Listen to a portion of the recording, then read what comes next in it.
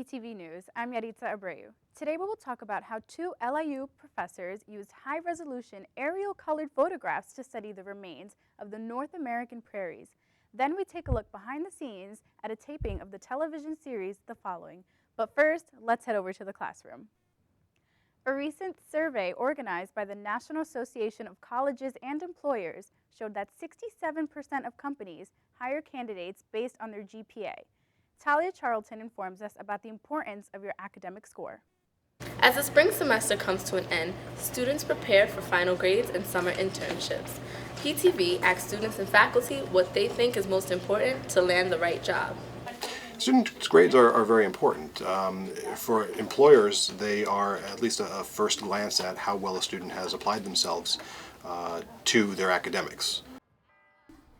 How important is a GPA to students? My GPA is really important because it determines my hard work. So if I prove to people that I'm a hard worker, then my GPA is really important. I feel like that without it, it's going to be hard to get into med school or just any other school for grad school. Like I want to have a good GPA and then I want to get different jobs and have more experience. So it's like both things weigh in pretty heavily. So what's more important, the grades or the field experience? Now, it's not always something that they're going to look at exclusively as far as who a student is. The rest of your resume is going to be very important, so internships can, and other types of experiences, as well as extracurricular activities can offset a lower GPA, but you still really want to do the best that you can. I think they're both equally important because if you don't have the grade, you can't get the internship, and if you don't have the experience, you can't get the internship and then later a job. So, I personally, I want to keep my grades up because that prevents them from just throwing out your portfolio. But at the same point, I am very big on, getting internships. I think internships in the long run will probably help you more than grades will in life because the more internships you have, the more people you meet, the more jobs you can get because as it goes, it's just talking to people. Talking to people is very important. Sometimes, though, that GPA isn't necessarily an accurate representation of how well a student can do or their potential to do well. I mean, there are some semesters or some classes that maybe you don't do well at, and that drops your GPA. But to an employer, they don't know that. So an employer is looking for as high a GPA as possible. Sometimes cutoffs are between 3.0 and 4.0. Sometimes, depending on the field, also 3.5. So you want to do as best as you can in the field that you're studying. What can students do if they have yet to gain internship experience? Do their best to try to find something. We can, at Career Services, we can help you. I mean, especially if you're a senior, you're coming down to the wire. We're kind of halfway through the semester, so it is a little bit difficult to find something. But even a volunteer experience can be of value to you depending on the field that you're in. If you're worried that your GPA may not attract some employers, don't lose hope. Many company recruiters are also interested in your involvement with activities. For some students, the extracurricular is embedded in their coursework. Join Mimi Montgomery for a sneak preview of an art exhibit by master's students. After months of hard work, it was finally time for the 9 students at the Master of Fine Arts program to show off their final thesis work at the Steinberg Museum of Art. This is the Masters of Fine Arts Thesis Exhibition 2014.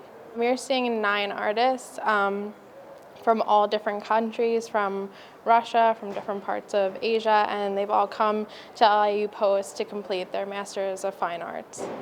You can see like a variety of mediums.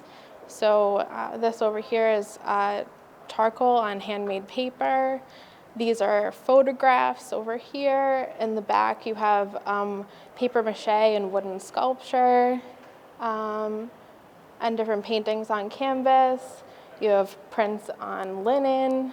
And also, there are yellow monkeys. I included in my installation monkey figures. As you can see, they're like various sizes, and the biggest one is sitting there and reading a book. By that, I expressed my emotion of the fact that a human being is very limited within his physical and mental aspects. The name of this project is To Be a Human.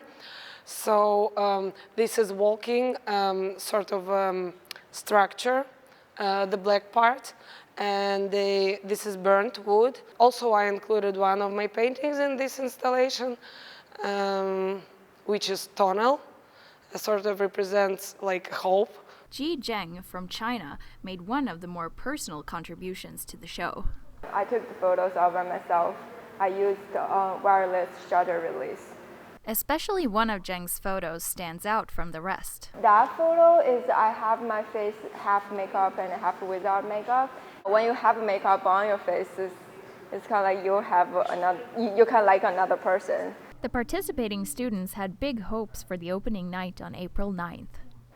I hope people who come here will relate to themselves, and of course I wish that some gallery will see it and represent me in the future.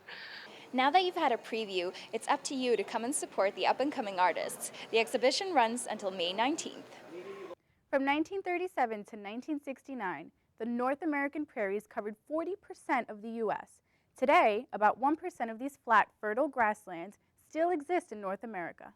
Reporting from Nassau Community College, Maria Otterlei has all the details on those that remain. Right now, I'm standing on the very same fields as the early European settlers once encountered and settled on, ultimately forming the town of Hempstead, which we have today. One who has been part of researching and finding traces of these historic plains are LIU Post Professor Carol Ryder. There's less than 1% of the tallgrass prairie left in the whole United States, and there's much less a percentage here on the Hempstead Plains.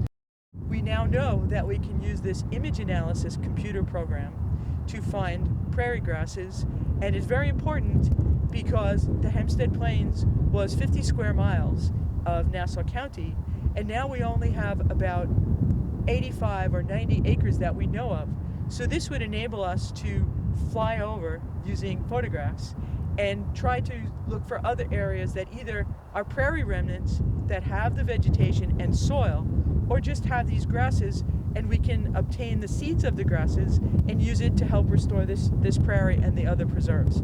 Otherwise, the prairie would disappear if we can't restore it. Professor Ryder operates with GIS, Geographic Information Systems, but what exactly is it? We'd love all the students to take our GIS classes because it's important. GIS is used in business, in sales, it's used in government, it's used in not-for-profits because you can take a map and put information in with it. So yes, GIS is really the up-and-coming field for just about every single major at LIU.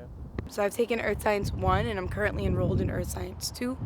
I found it difficult and kind of boring, to be completely honest. So I think something along the lines of an outside trip would make it more interesting and probably easier to grasp.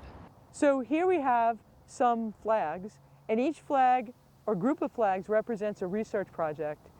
And if LIU students or faculty wanted to do a research project, they could contact me. So now you know that you can contact Professor Patrick Kennelly if you want to take any of the Geographic Information System classes, or Professor Carol Ryder if you want to do research here on the Hempstead Plains. I'm Maria Otterlei, reporting from PTV.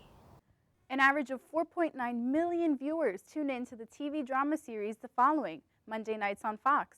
Some seniors in our film department had the opportunity to follow the crew.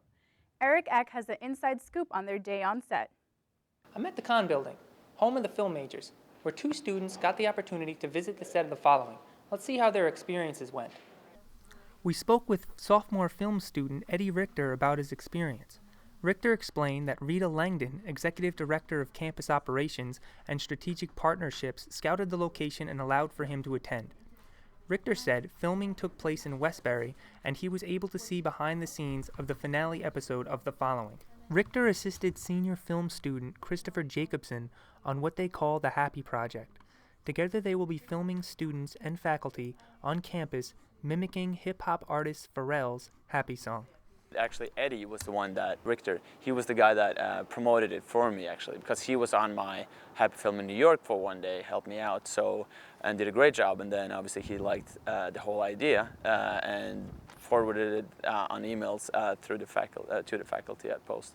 We were approached by Rita from PR and Abby, the Dean of Students, to shoot a promotional video for the campus based on the theme of the music video for Happy by Pharrell.